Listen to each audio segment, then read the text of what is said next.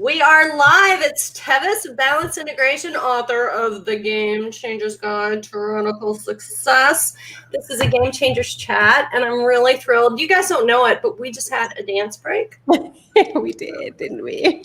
And we played Bringing It Back from Old School 2001, The Definition of Sound, Now is Tomorrow, because that is what we are talking about today. Now is tomorrow. We are landing smack dab in the future, which we always have been. I mean, this isn't actually a new thing, but so just a couple housekeeping points. If you are joining us, which I hope you are, and you want to be a part of this and you want to like ask some things on chat, if you come in and you ask a question and we don't see it now, it's because there's a glitch.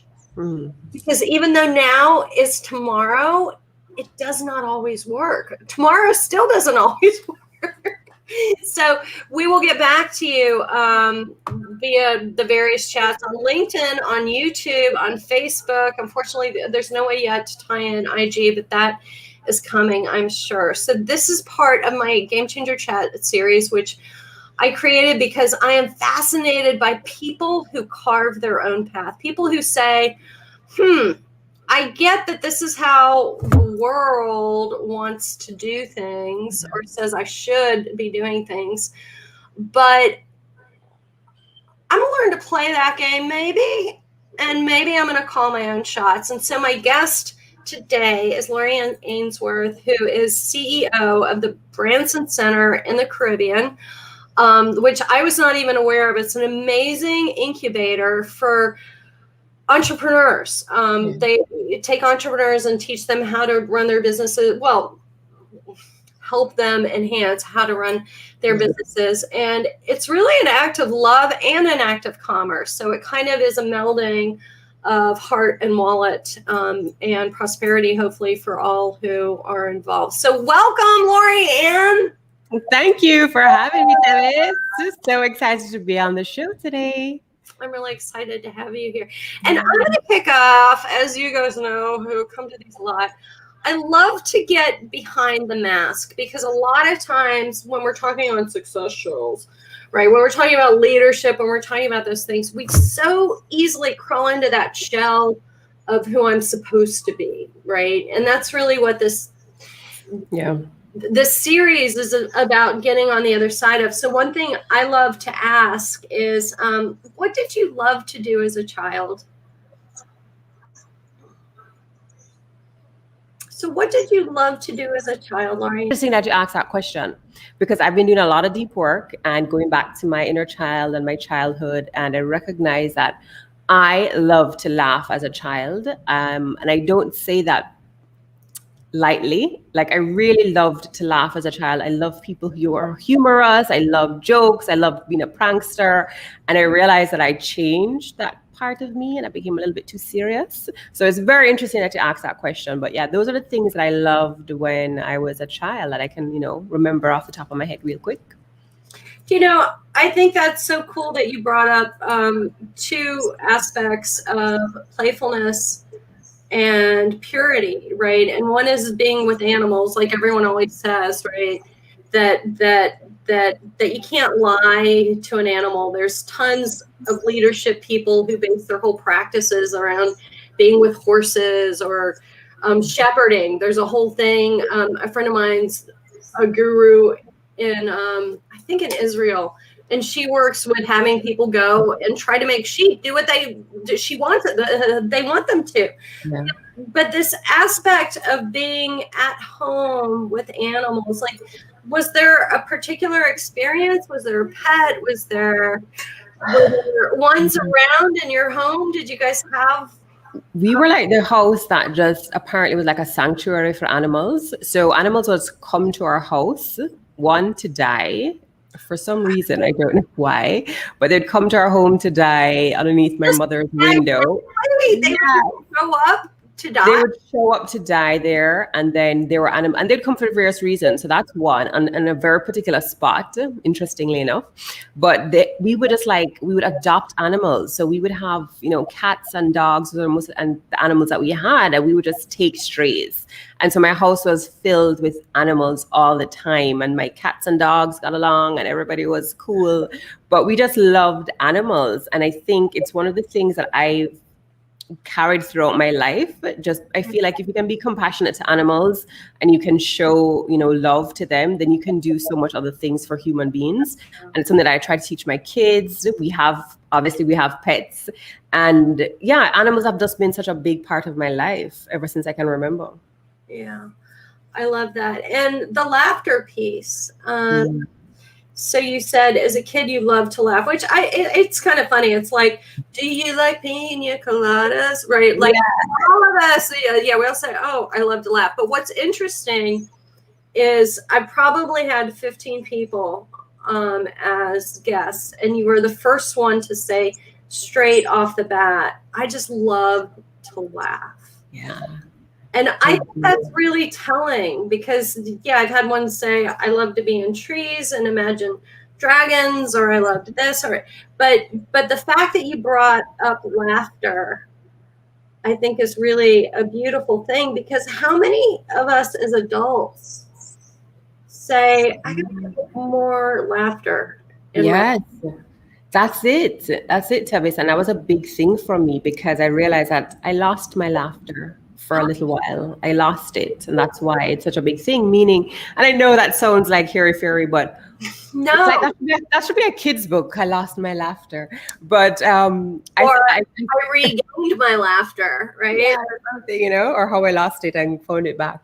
But I think it's important. It's an important lesson, because, and I think it ties back into what we're talking about, leadership and taking ourselves so seriously and being driven. So I'm a very driven person. I'm very results oriented. I like to achieve things. And I realized that along that path of trying to achieve and be productive, I lost that ability to laugh at things, that thing that just brought me back to just like my core self. Because when I laugh and I laugh hard, I'm like, this is me. This is just who you really me, just exploding and just finding, humor in whatever is I'm laughing at.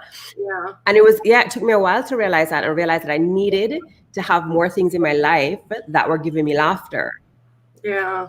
It's so funny too, because you say, I mean, it kind of goes without saying, like, you're the CEO of a Branson enterprise. I mean, obviously you're very driven.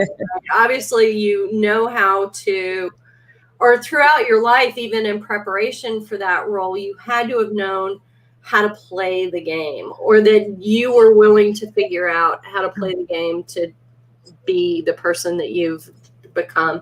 So what was that journey like for you? I mean, how did you get from the kid who loved animals and had the strays to being this woman who knew how to check all the boxes? And we'll talk about how you lost your laughter and realized it afterwards. But how did you get there along the way? Yeah. And you know what? It's not a straight path. It's just been lots of hurdles, lots of lessons. And yes, what you said is true. I was one of those people who I knew that I wanted something and I was going to get it with step 1, step 2, step 3. And so when I was in school, I would literally write a list of, here's the thing that I want to achieve this year, and I'd go after it, doing, not realizing that I was manifesting things, right? Or I was doing manifesting by just writing things down and saying, this is what I'm going to achieve. I visualize it and I said, I'm going to get it. And I got into corporate, where my background is in marketing, and that's where I started.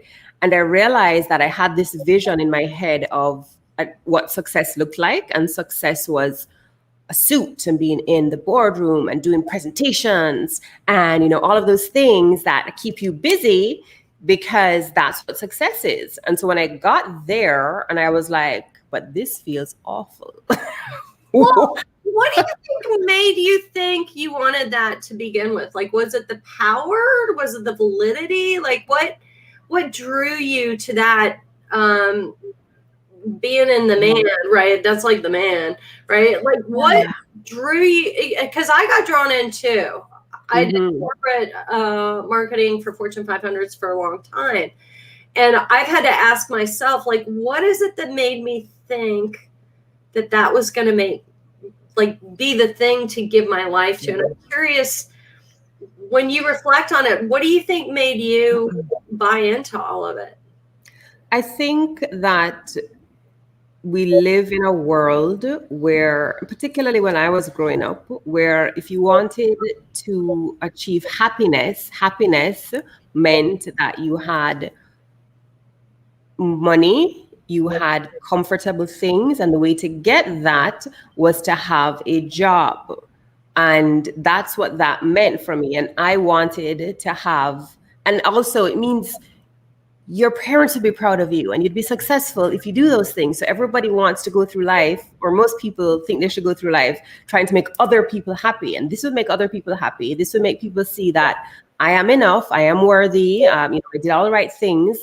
And I had that in my mind. I had that perfectionist, I have that gene, and I've tried to quell it because I realize that it's not something that serves me all the time.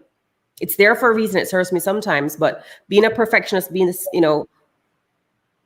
doing all the clubs, being in all the activities, getting good grades. I mean, I wasn't perfect at anything, but I strived to be because I felt like that's what I needed to be for other deep reasons, getting the attention of your parents, getting, approval from other people, all of those things I know are reasons for that. And I think that I got stuck in it for a long time, being in corporate. And then when you're in corporate, felt like, okay, you're not enough because, you have to keep proving yourself. You have to keep proving. Oh, yeah. It's like you get in and then you're like, oh, but wait, there's more to aspire to. Oh, wait. Yeah. Yeah. So it was just like, it was a constant battle, and then being in the different areas. And I don't know if it's the same thing for you, but being somebody who was in marketing, being a woman who was in marketing, being seen as a fluffy thing. At the time, digital marketing wasn't a big thing when I started marketing. Not. It was, the traditional marketing, but nevertheless, it wasn't seen as, you're a doctor or you're a lawyer or, you have these. Or you're in finance, even if you. I was in. Right. If you're on the finance side, then people are like, oh. Yes, exactly. Things have changed. Exactly. So, there was this proving that, because there was this proving like I'm enough, and I'm good and I have credibility and I can do these things. And so you keep trying to climb because you feel like you're not, because you haven't attained a status, whether, it's achieving a credential, you went to a particular school or Ivy League and you got this. So, you're great. But when you get to and you get into corporate, you have to become the manager, and then you have to become this, and it was just a endless, target moving all over the place for me. Yeah, it's so cool too to hear you say that, right? Someone who has gotten to the top of the heap of the organization that you aspired to. I mean, did you always know that you wanted to work for Richard Branson? I mean, at what point did that become part of your life? Wow, again, I manifested that. I totally manifested that. And I say that without qualm. You wrote it down? Envision it? When the Branson Center came to Jamaica and I saw it, I was like, this is an excellent company. I want to work with that company. Every company I've worked for, I've actually said that. And it happened. It didn't happen immediately, but it happened. And I was actually in the entrepreneurship development space. Well, before I got in that space, I saw them here and I was like, great, I want to be in the Branson Center because I was an entrepreneur and I wanted to go there. And then being in the space now, an enabler who was actually helping entrepreneurs, I was like, that's the creme de la creme. That's where I want to be. Mm-hmm. And so I always had that in my mind as, that would be awesome if I did that. And the universe just unfolded itself. And here I am. Really purpose-driven, like see it, write it down, make it happen. Yeah. Like it has always been a part of your path. Yes, it's always been. And I didn't know it before. I didn't recognize it. It's thinking it. I feel it. And I know people say that all the time. And you're like, what does that mean? But like, I truly think, how would I feel if I was in that role? How would I feel if I worked for that place? Oh my God, that would feel amazing. I'd feel great. And I write it down. I'd write things like, okay, here's the things that I want to achieve. And I'd write them down. There would more like be like a to-do list almost for me, but I didn't realize that I was like sending a little letter to the universe and be like, okay, here's what I want. And then I'd write my steps. Okay, so how do I get that? There's been so many steps like that for me in my life. And that's a process that I've taken. And I know that sounds intangible, but it was a thing that got me to actually take the tangible steps. See, I love that because the whole thing about the game changer thing, like I think a lot of times we postpone happiness, right? That we say, oh, when I have that, I will be happy, as opposed to saying, this is my highest expression of happiness. And so how do I create that right this minute so that everything unfolds accordingly? And I feel like a lot of manifestation kind of jargon can actually lead us to postponing happiness or boomerang and smack us in the head if it doesn't happen, right? Because we've set it out there as being a condition for happiness as opposed to being an outcome. Yeah, exactly. And we tie ourselves to that, Yeah. right? And so we become so dependent on that thing that we've put out there in the universe or, you know, whatever we're manifesting, that, as you said, if it doesn't happen or if it doesn't happen immediately, it means that something's wrong with me or it doesn't work or, you know, and you don't trust the process. You don't trust your process, you know, and you don't trust the lesson that's in front of you. So my lesson for me, I left corporate. I left that corporate world. I decided to be an entrepreneur and I started building my own business, which was very difficult. And it was a time when I just become a mother and I left my job, which was a crazy thing to do. Everybody was like, what you doing? You know, how do you leave? And how many times have you heard, are you crazy? What are you doing? What are you thinking? Like throughout your life, how many times? Oh my God. I can't count how many times. And that's such a great question because not being able to count, though every time that has happened, I've had a different experience with it because every time that happened, I questioned myself and I questioned my path. Until now, I totally embrace that. When people call me crazy, I'm like, great, you know, because those things stopped me from getting to the next step sooner because I doubted myself. And every time that I had a crazy idea in my head, which I'm a creative person, I'm just a creator. I create things and I create ideas and I have a million business ideas, which most entrepreneurs do. And I try many things. And it was interesting because while I was trying all of these businesses and people were just like, you're flip-flopping, you're just all over the place. And moving into the space when I started studying entrepreneurship and that I'm failing fast. I'm trying something and I'm searching for a business model, you know, which is what we teach entrepreneurs. I didn't know that's what I was doing, but I was feeling bad in the process because people kept telling me I was crazy. Until they suddenly catch up to what you're doing effectively, and they say, oh, try a lot of things, fail fast, you'll find what's it's so amazing. I feel like so often it's by following our nature, what I like to call radical, what's radically true of you. What was radically true of you is to experiment, to be playful, to give things a shot, right? To believe in it, to hear all the judgment. Now, this for people who stumble on this, because some people will see it now, some people will see it whenever, but I'm really cautious about the superhero syndrome, right? That someone could see a you or a Richard Branson or an Oprah or whoever and go, oh, well, yeah, they heard that judgment and stuff and they just kept going. And I think it's really important because I believe that greatness is in all of us, adamantly, fervently. I believe it is in all of us. And to downplay the difficulty sells us all short, right? Because it's almost like saying, oh, well, it was just easy for Lauri-Ann. Yeah, She got no. that gene and I didn't. And I'm really having a hard time. And because I don't have whatever fantastic success and visionary gene she has, then I'm going to fail. So I think that it's really important for us to say to people, no, things can really suck. They did. They sucked big time. And I'm so glad that you said that, because that is so true. You know, it's interesting. When I look for someone, whether it's a coach, whether it's a service provider, whoever, I don't want to see that they're perfect. I don't want to hear that they've been doing this for a million years and they're just, so like, for example, just to give you an example, you know, somebody wanted a weight loss coach. I'm just using a very simple example.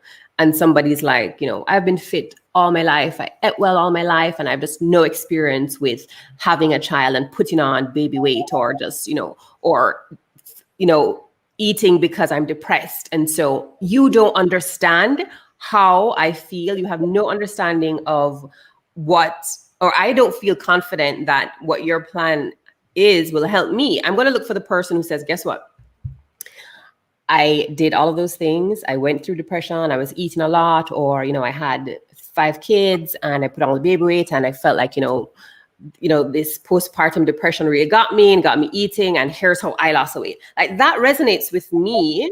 And that's why it's so important for people, you talk about business, for people to talk about their niches, etc. But just going back to what you said, it's so important for us to hear the truth and the story behind people's success, because it makes you feel like, okay, I can do that too. You get it. And that for me was the truth. When I became an entrepreneur and I took my path, I like to say I jumped, I took a leap, and I got bruises along the way. I got so many bruises. I went back down to like the bottom of my career. I had to take another job just to be able to provide for myself, because I had to pay my employees, right? And the job that I took was like, it would have been entry level. And I was I was like an executive in a big company running a department. And here it is, I was, doing this. And then when I look back though, Tevis, when I look back and I think that was my journey, and had I not trusted the process, would I be here? I'm now the CEO of Richard Branson's Accelerating the Caribbean. Would I have gotten here without dropping and learning those lessons? I don't think so. Not only that, but what the hell could you teach them? Correct. Right?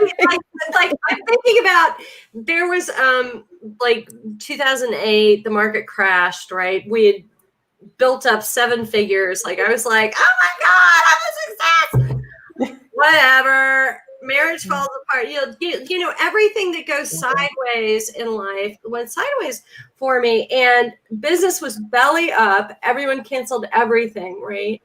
And I remember one of my corporate clients called me and said, I just had a hit, like an intuitive hit, that I need to call you and give you some grunt work.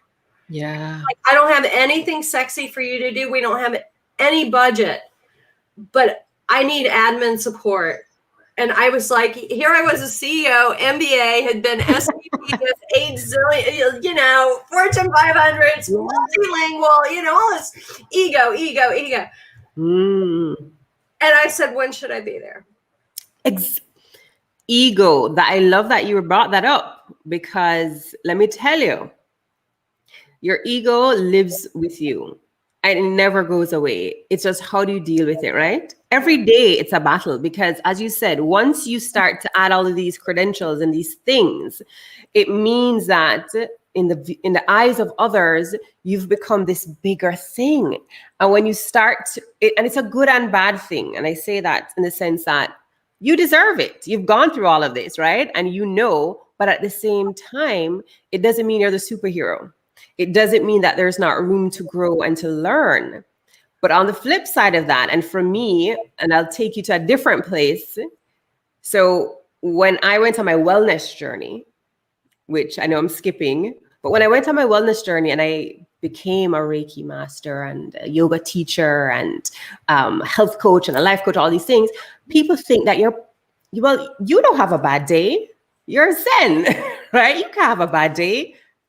What do you mean these things? What do you mean your relationship has an issue? What do you mean your kids are driving you crazy? What do you mean, right? And it's because all of these credentials, all of these things, and we're human. We are human beings.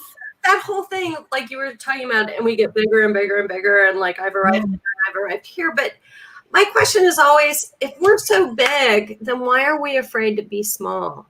Yeah. If we're so huge, if we're so accomplished, then why does showing that we too can be broken or can have a bad day, or those minutes, right, in the rental car line where your inner jerk comes out and then all of a sudden you back off and you go, oh my God, I'm so glad no one had their cell phone out recording that.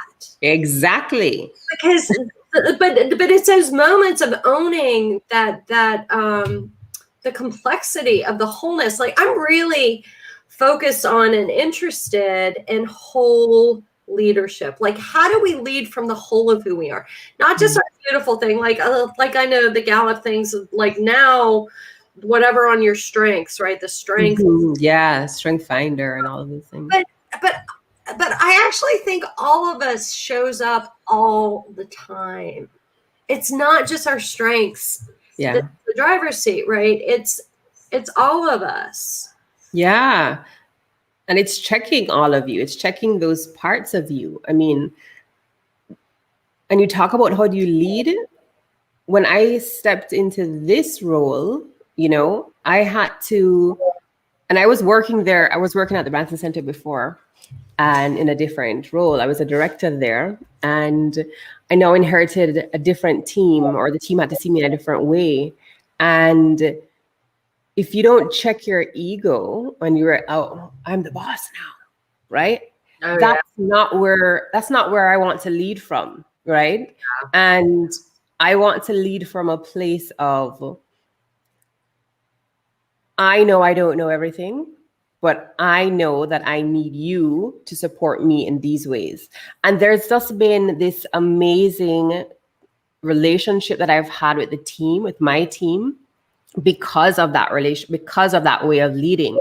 And it didn't happen for me because I'm a natural leader, because in my previous experiences, I've been that awful person who was like, I'm the boss, I do what I say, and realize, okay, that doesn't work. What's up with my ego, right? Or I've tried to be that friend who's like not holding people accountable and not getting results. So therefore, you know, my leadership comes in question. So I've been all of those things. And that's the only way for me to have learned or to have looked at other people's experiences and really sat with it and said, okay, what can I truly learn from this? Because I'm not trying to say that you have to go through it in order to learn it. But what I am saying is that for me right now, I am leading in a way that has evolved with me as a person, and now it's working really, really well for me. And so I thank the universe for that journey of all the mistakes that I've made. And more so, I thank myself for being open to the lessons, because at one point I was not. Yeah. Yeah. When you fight the lessons, like, how do you know if you are fighting a lesson? Because I think this is a time that a lot of us are being exposed to a lot of lessons, and there's a lot of ways to respond to that, because lessons are usually uncomfortable. Like, how do you know if you were in the middle of a lesson, and if you're either stepping into it and embracing it, or like, the minute you feel resistance, like I know that for sure. The minute I feel resistance, the minute I am getting angry about a situation or I want to ignore the situation, I know that there's a lesson here. There's a lesson here for me that. Mm-hmm. For me, my red flag is conflict. If I'm like, it's funny too, because I want to be clear that this word that you used, resistance, right? Some people may not have a sense of what that means. Like, what does, because I know when you say it, I go, oh yeah, anytime I feel like crunchy inside, like really crunchy, not just the feeling I'm feeling, but it's actually the feeling about the feeling, right? Yeah. But like, so when you say resistance, how does resistance express itself in you? Because I think all of us should be an expert on our own form of resistance. Yeah, exactly. For me, so for me, it's a very physical experience. Like I literally feel that energy rising up in me, and it's not a good feeling.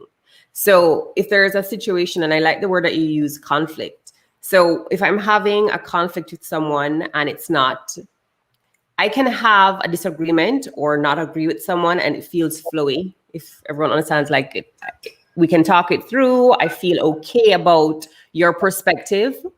Once I start having that kind of discussion and I'm not okay with the person's perspective and I just feel this energy physically building up in me, like I'm no longer listening to them. I'm just thinking about what I need to say next. That is when I know that I have resistance. I'm like, okay. Oh my God. See, I think it's exactly that. The minute you start making someone else wrong. Yes. Right? The minute you're like you're mentally going in for the jugular, going right. Exactly. You're making them wrong because inside of your head, you're defending your rightness. Yeah. I'm going to turn on my light because I realize it's getting dark and I'm losing. Oh, it's mood lighting. It's just mood lighting.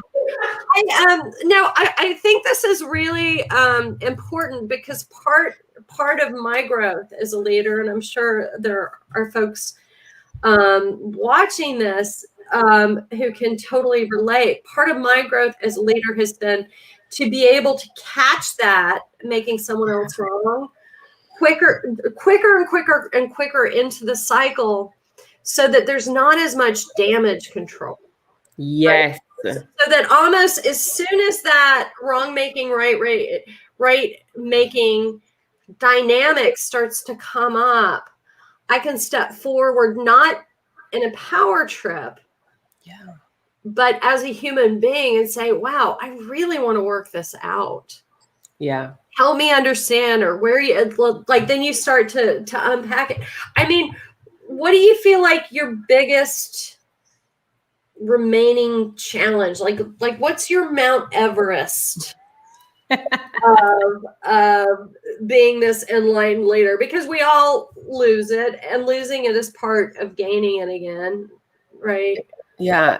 Funny enough, I lose it every day, and I have to remind myself every day, every day, because I got to a point in my own enlightenment. I wouldn't say that I'm enlightened, but we're going to use the air quotes.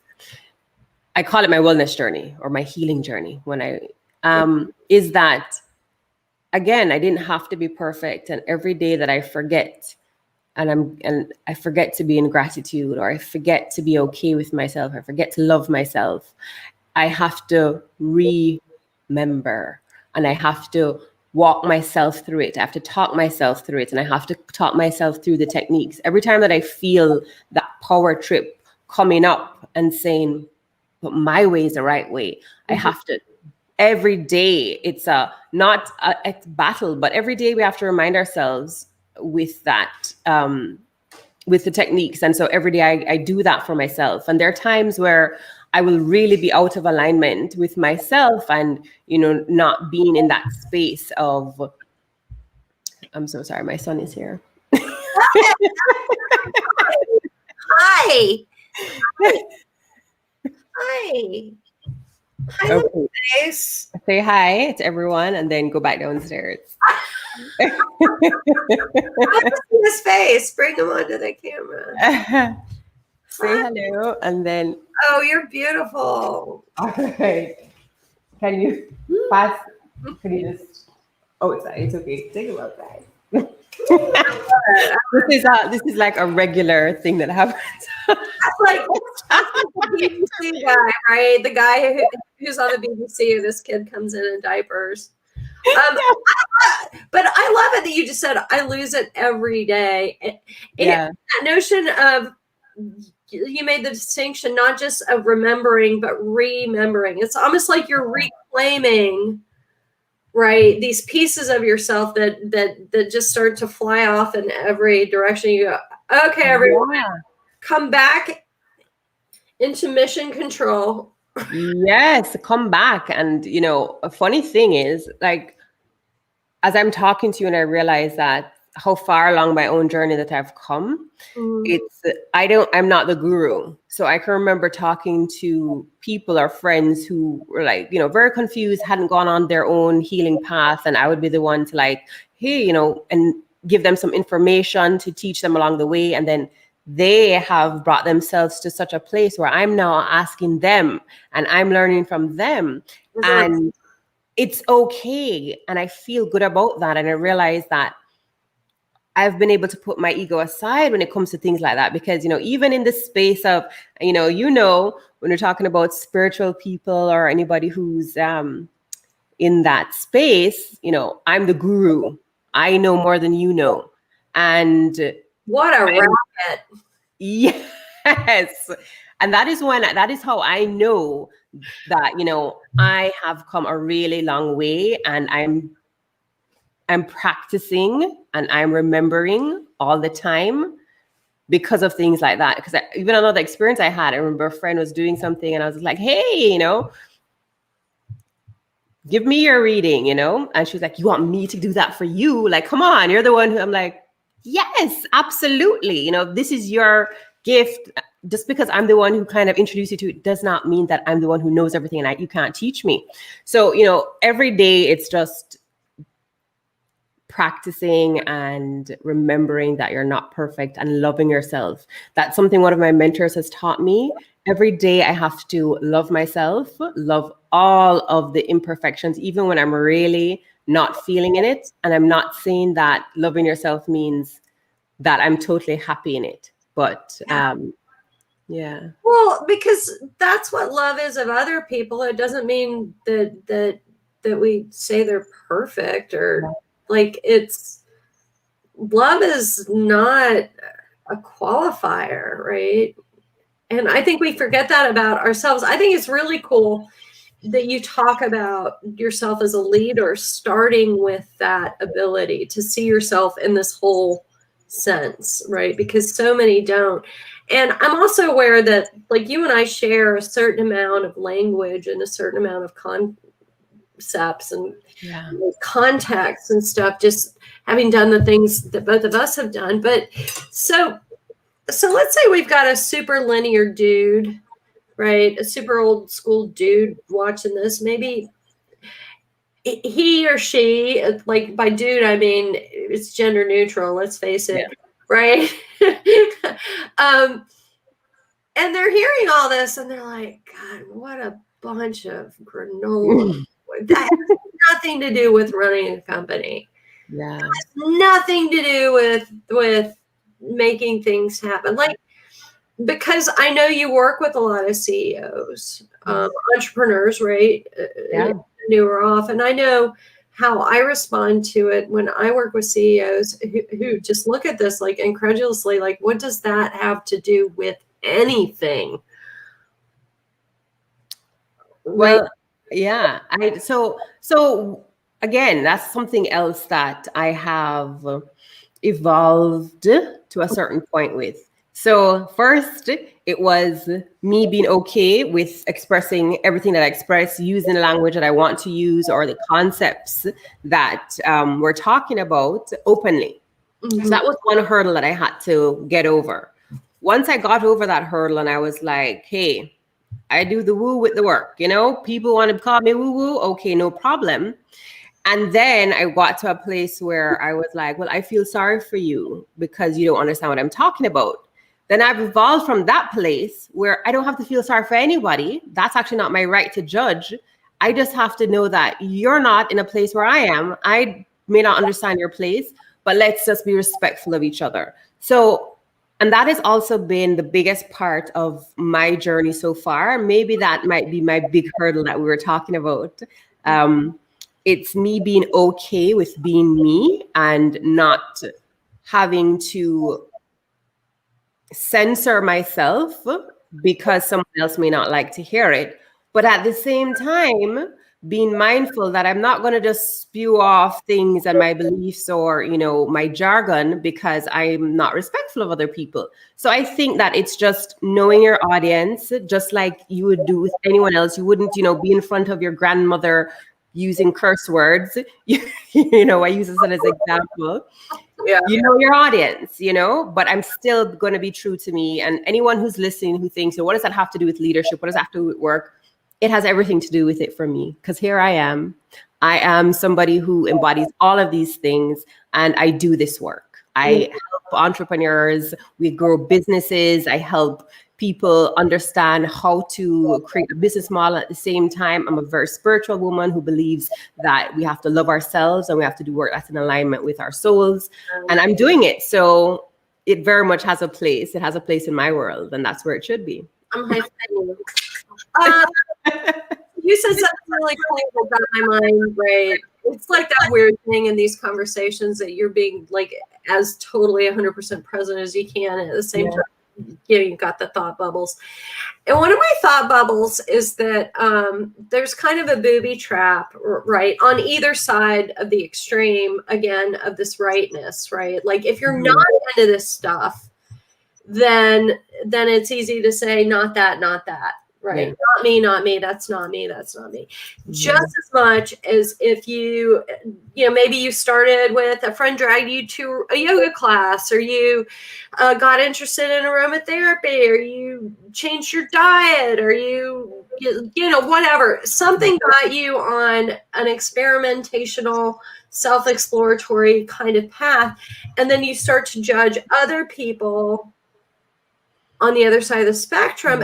Again, there's so much opportunity for division instead of really saying, what is this common ground? Yeah. How do you have beauty and genius for me to learn from, and vice versa? And I think that that's really what you're talking about as a leader.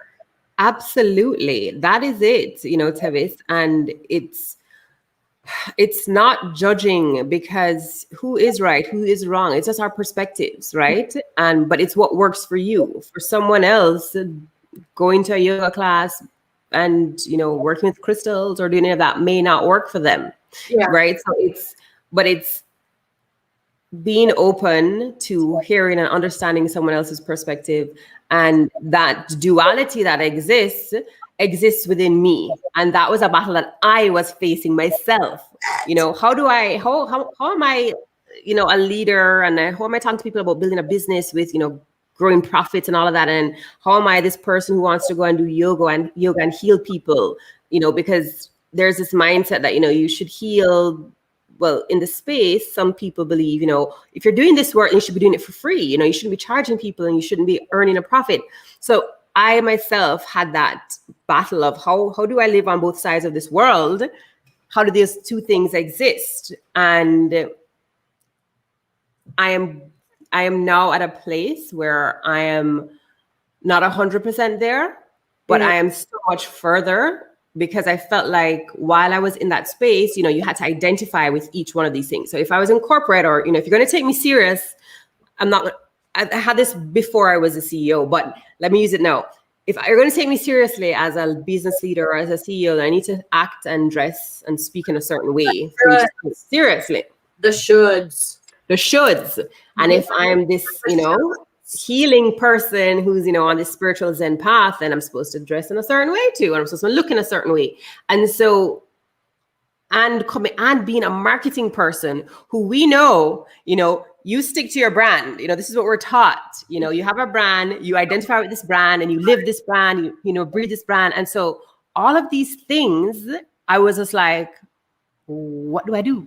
Who So personal brand? Yes. I want a human being. I don't Correct. want Lauri-Ann Ainsworth, the brand. I want the human being. I want the girl who loved to laugh and took in stray animals her whole life. Like,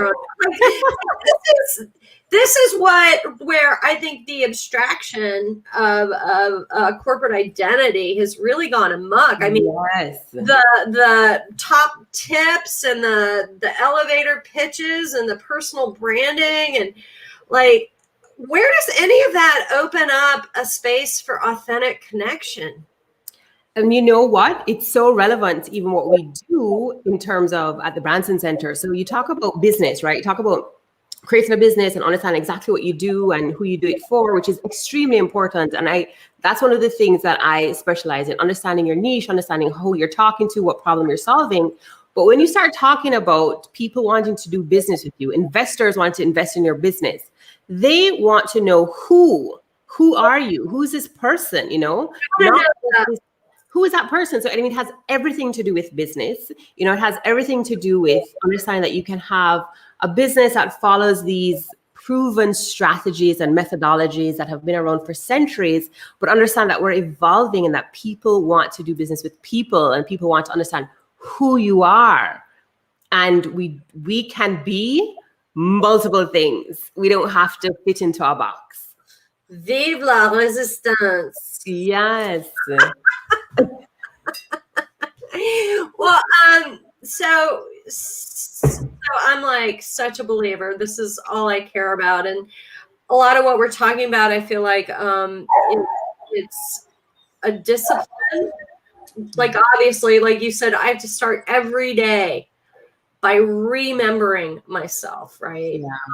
And so I just want to applaud you, because out of the 15 to 20 people who have come on here, a number of people have really kept it real and really been like, this is what I really believe. And I have found that oftentimes the more auspicious their title, the scarier that is. So I just want to applaud you. And to say that I love the earth and like the letting the freak flag fly. Like we're all talking about diversity, inclusion, and that isn't just a gender thing, a color thing, a sexual identity thing, a social class thing. It's actually a who you are thing. Yeah. So it's beautiful. It's really beautiful to have a conversation like this. So I'm super, super grateful. We've got one little comment that came through from Rachel McDonald. Holla, holla. Rachel. So she's one of those people so Rachel's actually my friend. Thank you for coming on, Rachel. So Rachel's one of those ladies who, you know, I have this group of two really, really amazing ladies, Rachel and Narda, and we are the same kind of people, those people who are just like women in business who believe in all of these, you know, connection to mind, body, spirit. And I think you need people like that around. And so thank you for coming on and supporting me, because I think that's what we need more of, people who are supporting each other. Yes. Hi, Lauri.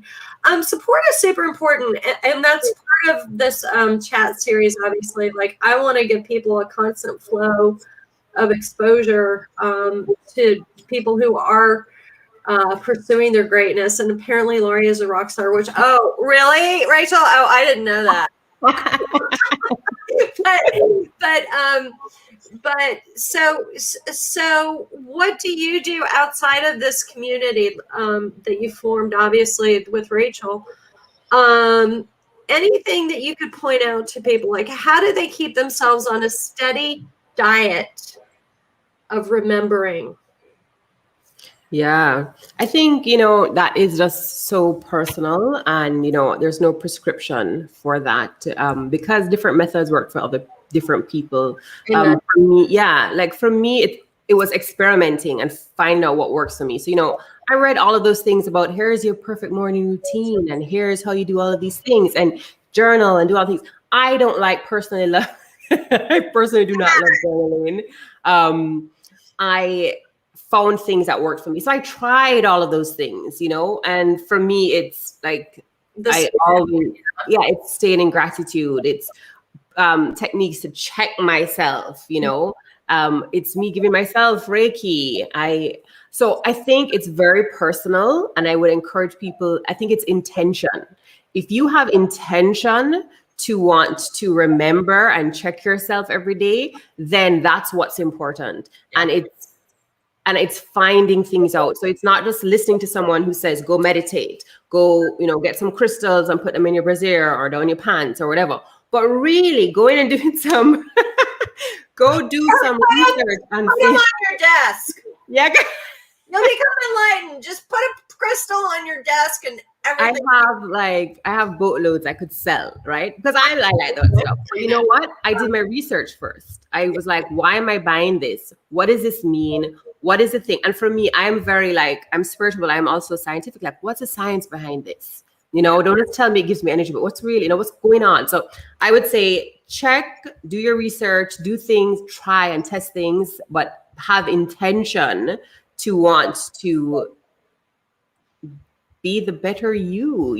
That's what's most important. Well, you're feeding right into my shameless plug, which is I'm kicking off a mastermind that helps people do exactly what you were talking about on March 9th. And it'll take us through chapter by chapter, which, believe it or not, I had the head of people for KKR. I had an NYC school teacher. I had a senior person at Scholastic, and I had someone who works in commercial carpet. Like, this stuff works for anybody, and it will encourage you in finding your own path, finding your own practices. It's not prescriptive. It's no one else's tips are going to work.